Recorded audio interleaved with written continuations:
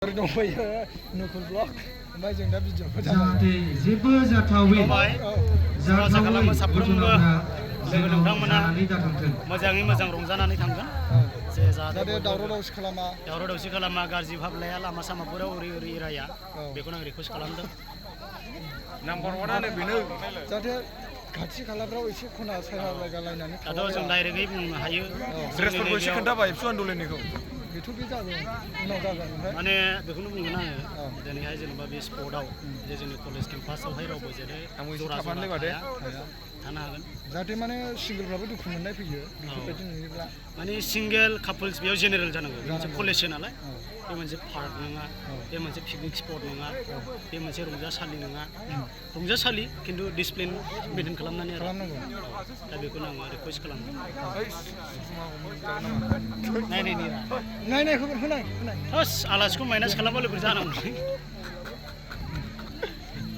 लेर गुन्दाल' नुखायो बिजाबो बयबो फै नामा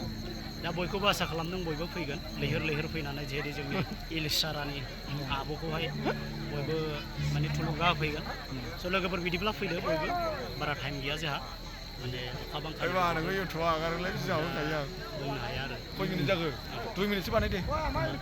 खोनाजोब्बायसो बे जों बेखौनो लुबैयो जाहाथे दावराव दावसि खालामा लोंनानै जानानै बा माने जोङो टटेलि बेयाव एलकहलबो सोखायाखै जायनि बडियाव एलकहल टाच जानानै फैदों बेखौ जों सोखायाखै जा जों मोनसे निस्थार भाबै गोथार भाबै मोजां माइन्ड फ्रेस लानानै जों बेखौहाय खुंफुंलांगोन आसा खालामदों आरो बयबो खुसि बयबो जाहाथे इन्जयखौ लागोन मानो होनबा बेयो दिनै जोंनि जाखिनि कलेजनि गोदान लोगोरिफोर फैनाय फंबाय बिनानावमोन फैनाय बेफोरजों जाहाथे जोङो दिनैहाय कमिउनिकेसन फार्स्ट कमिउनिकेसन जाजेनदों बेनि उनावहाय जोङो गासैबो मिनि खुसियै थांगोन स' आसा खालामबाय बाय माबाफोर बुंगोन अडियेन्सफोरखौ नैबे आफानि जाहैबाय आरो आफाया दाउमैना सिखिरि ओमफ्राय ओरै बिबार सिखिरिया बिदै सोबदों होननाया नामा